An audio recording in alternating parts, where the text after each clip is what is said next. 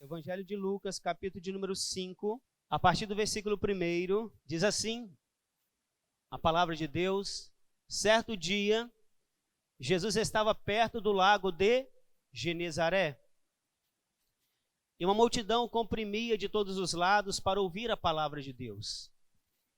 Viu à beira do lago 2 barcos, repita comigo, 2 barcos, deixados ali pelos pescadores, que estavam lavando as suas redes. Repita comigo, lavando as suas redes. Entrou num dos barcos, que pertencia a Simão, e pediu-lhe que o afastasse um pouco da praia. Então sentou-se e do barco ensinava ao povo.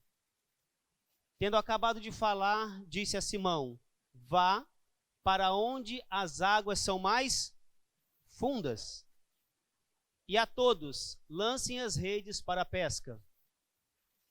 Simão respondeu: mestre, esforçamo-nos a noite inteira e não pegamos nada, mas porque és tu quem está dizendo isto, vou lançar as redes.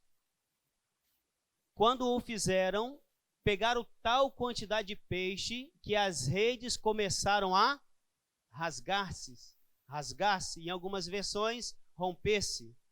Então fizeram sinais a seus companheiros no outro barco, para que viessem ajudá-lo, e eles vieram e encheram ambos os barcos, a ponto de quase começarem a afundar.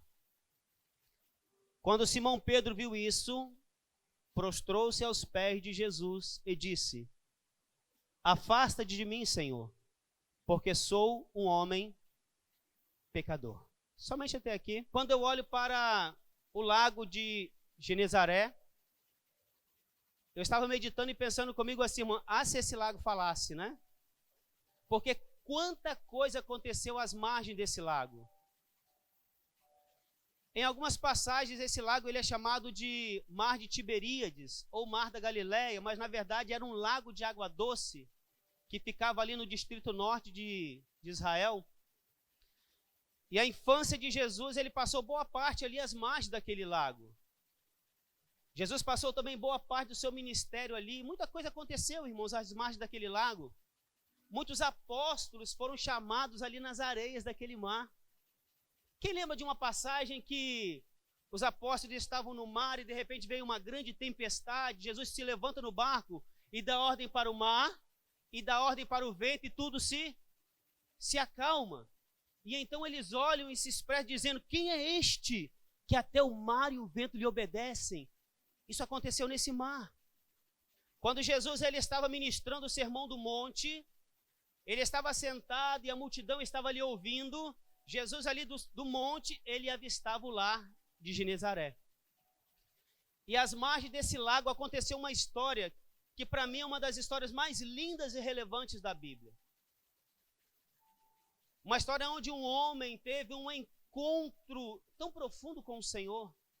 Um homem que teve uma experiência tão íntima, tão genuína com o Senhor. E é interessante que toda essa história, ela deu início a uma situação de fracasso. A uma situação de fracasso. Você consegue entender isso? E quando eu olho para o Senhor nessa história, eu vejo como Ele tem poder e habilidade para transformar o fracasso em vitória. Como Ele tem poder e habilidade para transformar o choro em alegria. Como o Senhor pode transformar a frustração em esperança. E eu te convido nessa noite a analisar algumas coisas que aconteceram à margem desse lago. É interessante, irmãos, que aqueles homens, eles haviam descido do barco e eles estavam lavando as suas redes porque eles não haviam pegado nada. Então imagina só, quem já pescou aqui? Quem já pescou? Tem pescadores aqui? Quem já pescou? Ou, vamos mudar a pergunta, quem já tentou pescar aqui? Eu já tentei várias vezes, irmãos. Agora, quando você está à beira do mar e você está ali recolhendo as varas, recolhendo as iscas, recolhendo o material, a sua atitude naquele momento, né, após assim não pegar nada, sem palavras, você está dizendo assim, eu desisto. Eu já fiz muito isso, irmãos.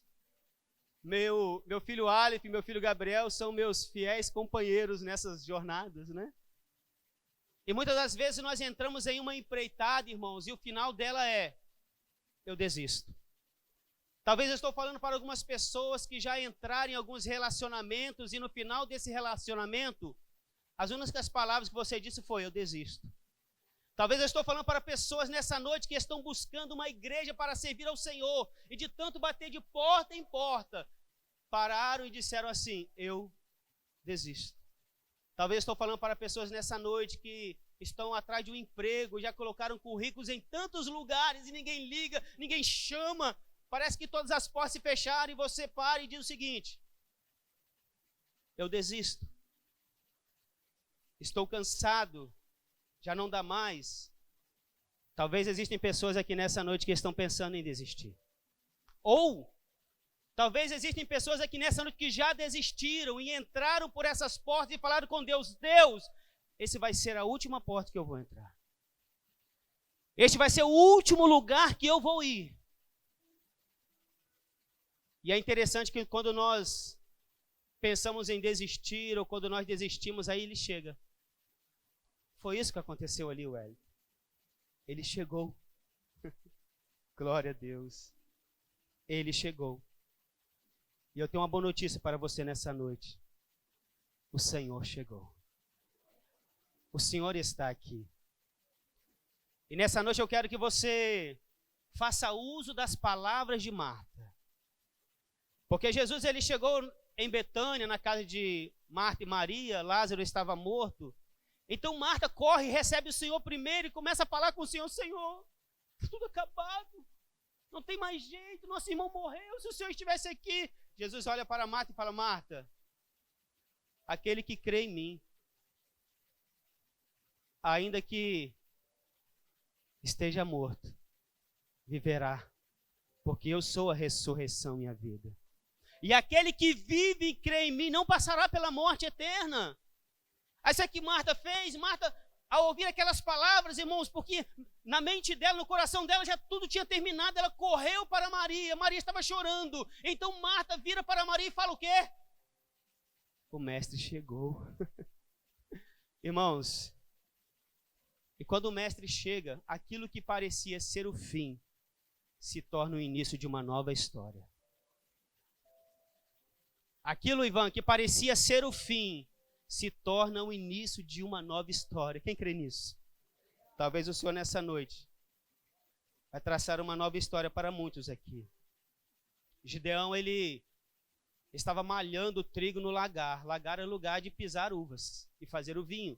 Mas ele estava malhando o trigo no lagar. Sabe por quê? Porque ele já havia desistido, irmãos. Porque eles plantavam e os filisteus vinham e roubavam a colheita. Então, de tanto ele plantar e os filisteus virem roubarem a colheita, ele transicionou, mudou o lugar de malhar o trigo, foi malhar o trigo no lagar. Ele já havia desistido. Então quem chega ali? O Senhor. E o Senhor chega ali e fala para Gideão o seguinte, o Senhor é contigo.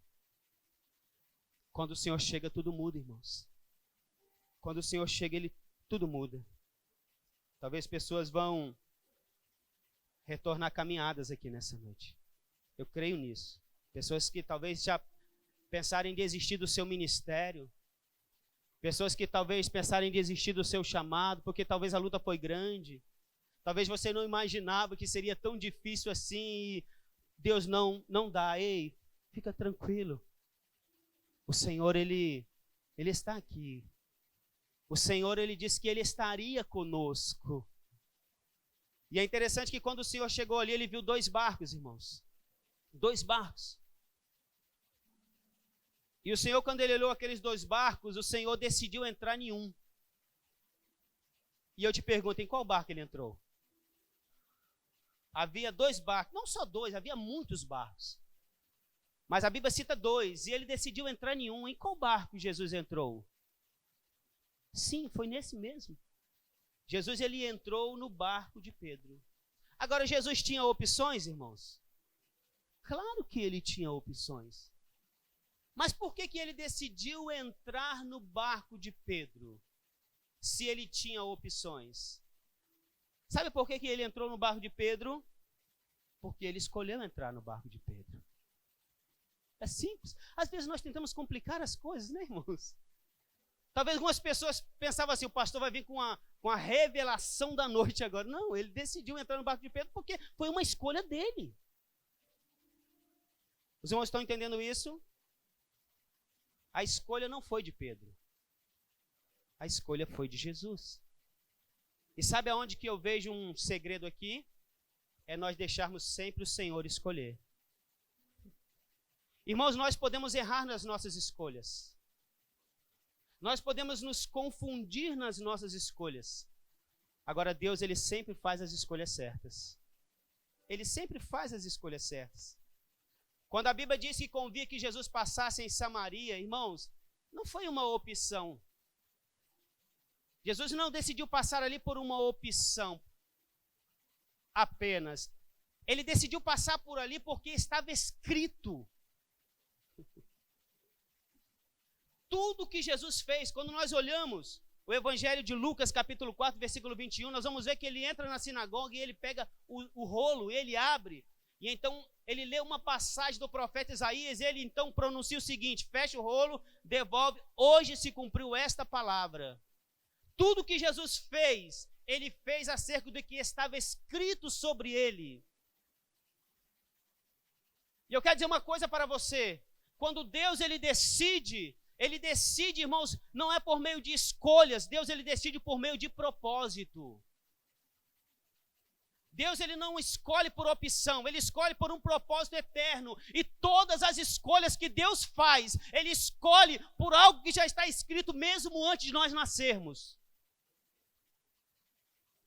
O salmista fala no Salmo de número 139, antes que eu fosse gerado no ventre da minha mãe, todos os meus dias já estavam escritos.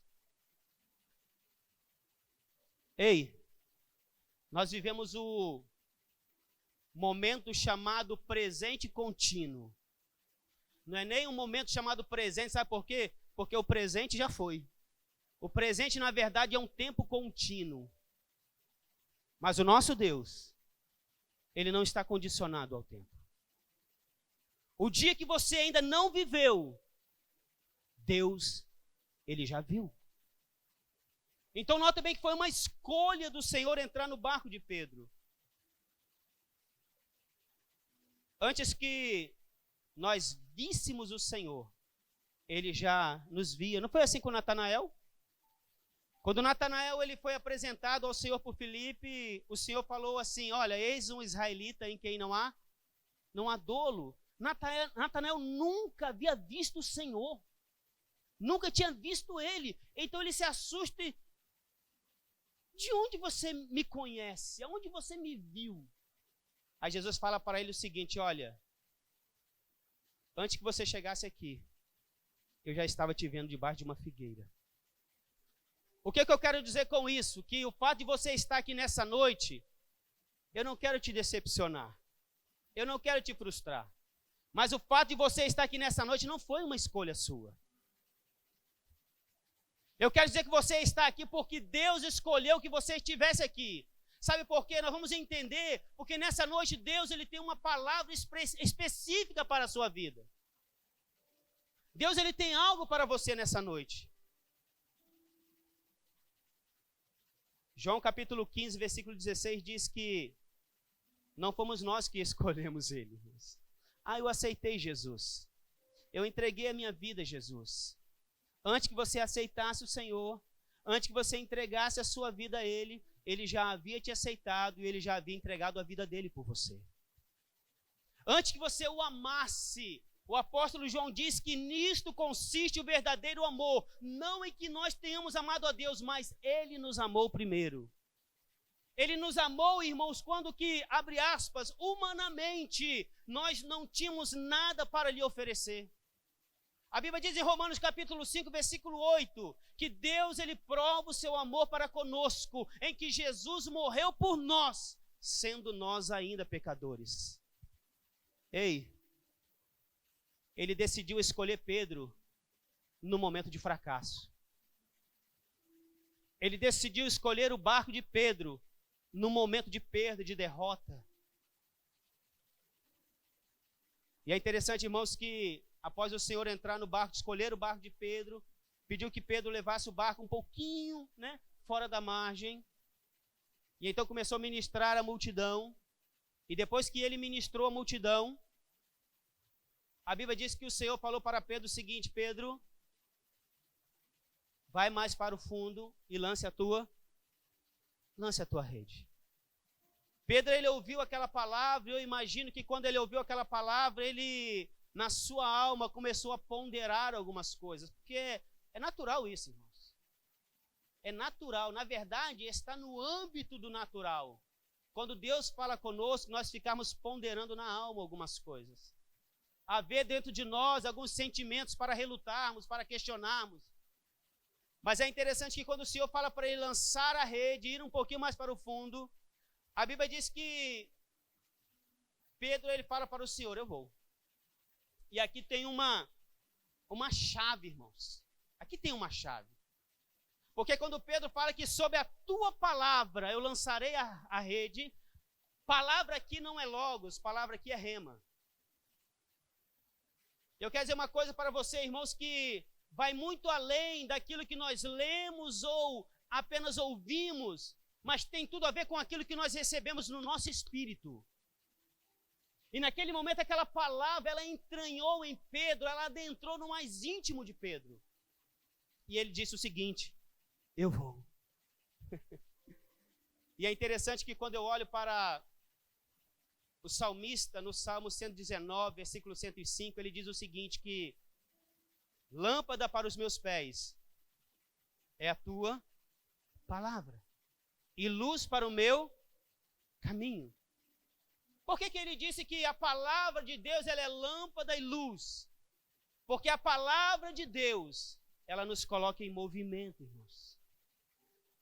A palavra de Deus, ela nos tira, muitas das vezes, daquele lugar de inércia que nós estamos, aquele lugar de frustração, de lamento, aquele lugar de queixa, de reclamação. E quando nós recebemos o nosso espírito, a palavra que Deus ministra a nós, essa palavra nos coloca em movimento. Essa palavra gera em nós uma atitude, essa palavra gera em nós uma ação. E foi isso que aconteceu com Pedro. Irmão, certa feita Deus falou com Noé, e Deus falou para Noé fazer o quê? Uma arca. Deus falou com Noé? Sim, Deus falou com Noé. Noé, faz uma arca. E o que Noé fez? Ele fez uma arca. Aquela palavra que ele recebeu fez com que ele se movesse e construísse uma arca. Deus, certa feita, falou com Abraão.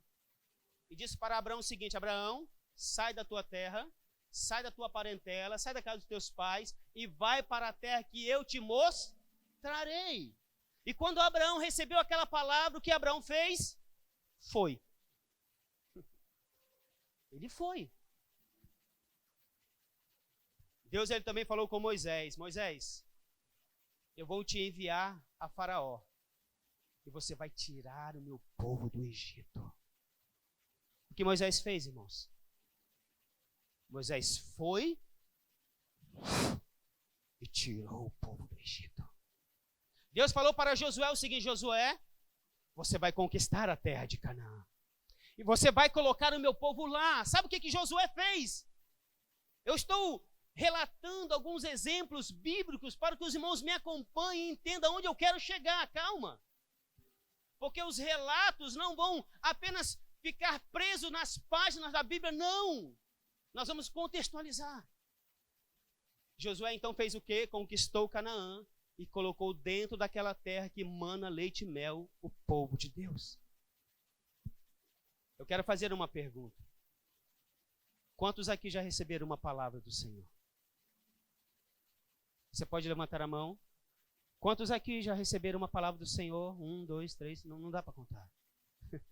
Eu creio que todos que aqui estão, um dia, já receberam uma palavra do Senhor. Agora notem bem o que esses homens fizeram quando eles receberam a palavra do Senhor. Eles receberam e foram. Agora me permita fazer uma segunda pergunta. O que você fez com a palavra que Deus falou ao teu coração? Nós estamos vindo de um final de semana, irmãos, passado muito intenso.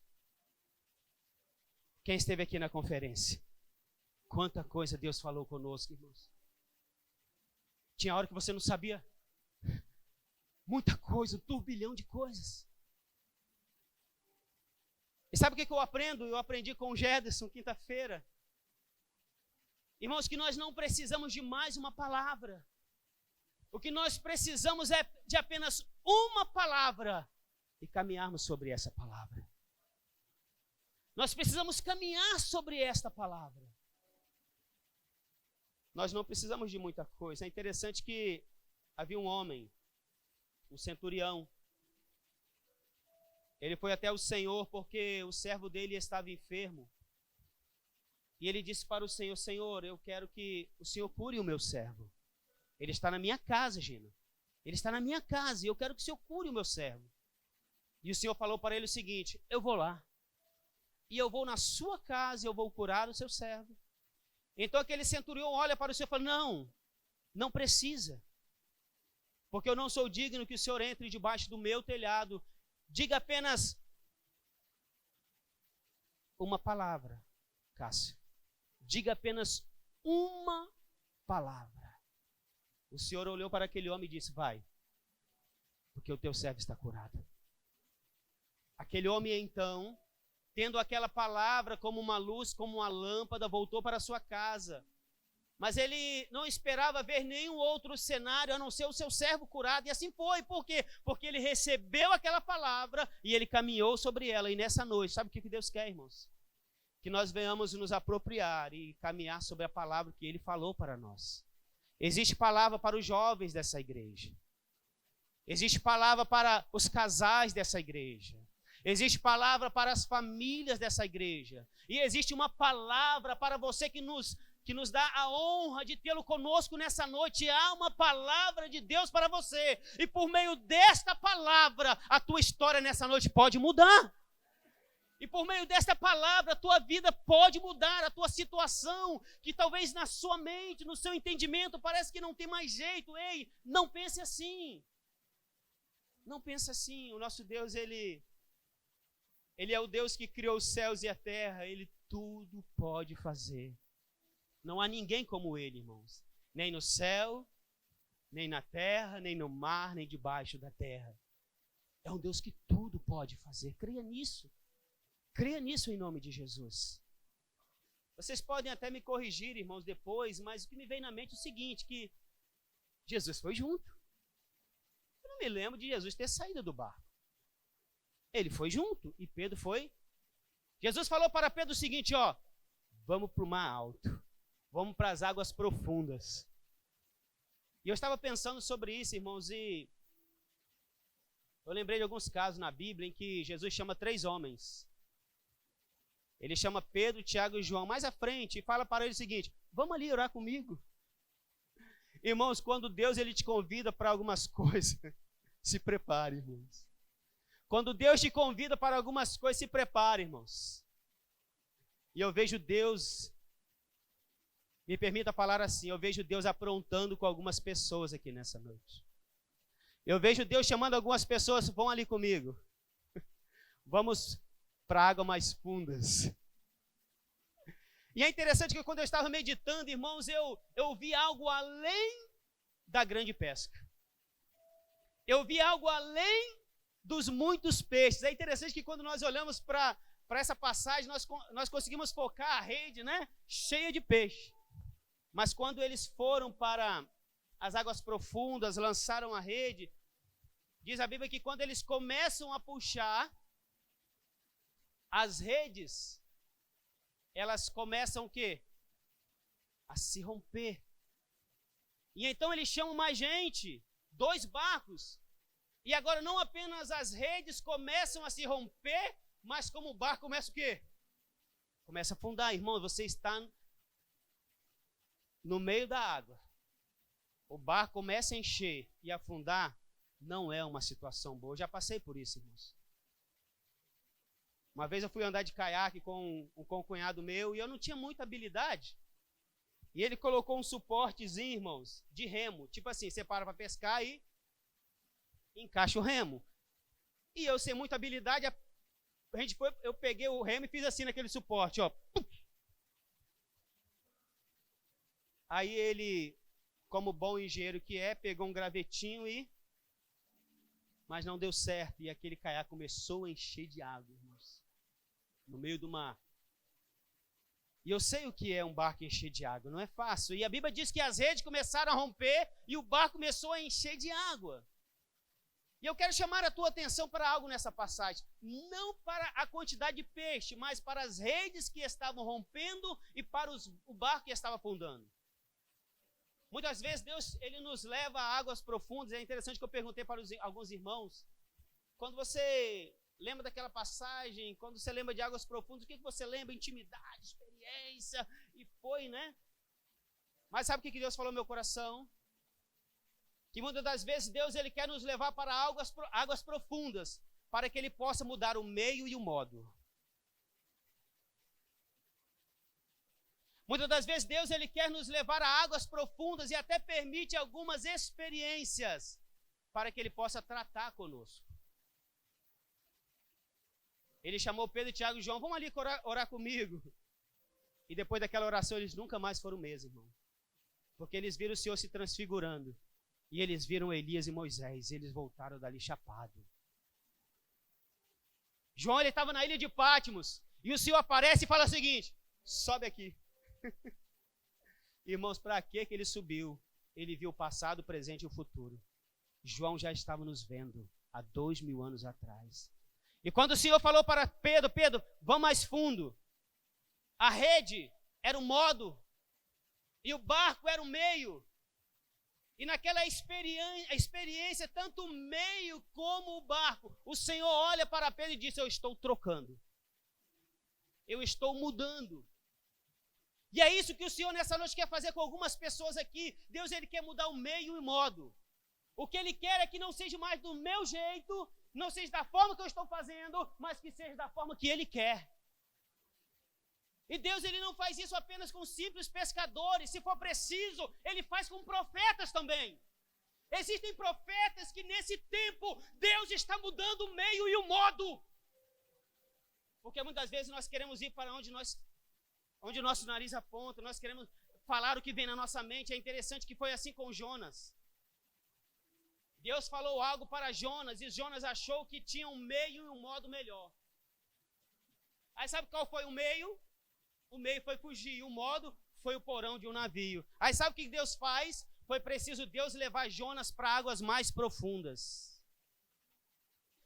E quando Deus levou Jonas para águas mais profundas, Jonas se rendeu, Senhor, que seja o teu modo e que seja os teus meios. É isso que Deus quer fazer nessa noite. Deus ele quer levar algumas pessoas aqui para um lugar onde você vai ter uma experiência única com Ele. Deus ele quer te levar para um lugar, Ele quer te tirar do raso, te levar para águas profundas, um lugar onde vai ser somente você e Ele. Onde nós vamos entender, irmãos, que não tem nada a ver com a força humana, não tem nada a ver com os nossos talentos, com as nossas ferramentas, não tem nada a ver com o nosso diploma, com os nossos estudos. Sabe por quê? Porque para Deus, tudo que provém do homem não serve de nada. É por isso que nós temos que pegar tudo que nós temos e nós temos que levar à cruz, para que a partir desse momento nós possamos fazer tudo por meio dele. Permitir que Ele nos aperfeiçoe, que Ele nos trate, que Ele nos mude. E é interessante, irmãos, que quando Pedro ele teve aquela experiência, tudo mudou. Não é isso? Tudo mudou.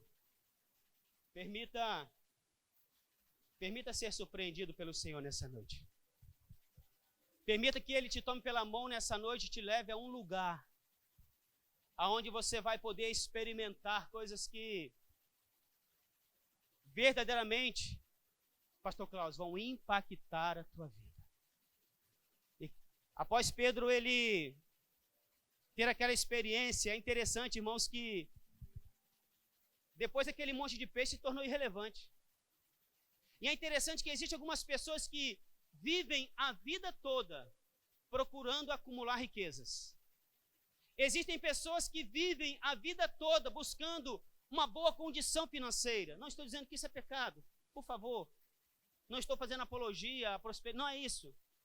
Existem pessoas que vivem a vida toda buscando uma graduação, buscando um diploma, buscando uma casa melhor, um carro melhor, mas então o Senhor nos conduz a águas mais profundas, e quando Ele nos conduz a esse lugar, nós olhamos para essas coisas, e nós entendemos que Deus, Ele tem para nós coisas muito mais sobreexcelentes, irmãos.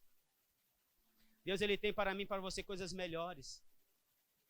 E para nós finalizarmos, após Pedro ele ter essa experiência, eu creio que ainda no barco, diz a Bíblia que ele olhou para o Senhor, ele se prostrou e disse: Mestre, Senhor, ausenta-te de mim, porque eu sou um pecador. Eu entendo que na Bíblia existe dois eu sou. Existe o eu sou, quando Moisés disse o seguinte: quando eu estiver lá e perguntarem quem me enviou, eu vou falar o quê? Diga para eles que eu sou o que sou. O eu sou me enviou a voz. E existe o segundo eu sou. Que segundo eu sou é esse? É quando você passa por uma experiência como essa e diz: eu sou um pecador. Eu sou um pecador. Porque não tem como, irmãos, vivermos uma experiência com o Senhor e não reconhecermos quem nós somos. Porque quando o Senhor nos leva para águas mais profundas, Ele não nos deixa lá, Ele nos traz de volta. E o que fica lá é o nosso eu. O que fica lá é o nosso ego. O que fica lá é o nosso achismo. Que até então acharmos que sabemos tudo. E quando nós temos uma experiência com Ele, nós nos prostramos e falamos: Senhor, como eu quero aprender, Senhor. E todas as experiências, elas vão nos levar a um único lugar. E eu quero que você grave, você escreva, você registre isso. Todas as experiências proporcionadas pelo Espírito de Deus, elas vão nos levar a um único lugar. E você sabe que lugar é esse? Aos pés do Senhor.